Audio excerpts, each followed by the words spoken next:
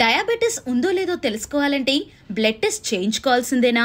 అవునని అనుకుంటున్నారు కదూ. అయితే మీరు పప్పులో కాలేసినట్లే. షుగర్ టెస్ట్ లేకుండానే మీ బ్లడ్ షుగర్ లెవెల్స్ ఎంత ఉన్నాయో తెలుసుకోవచ్చు.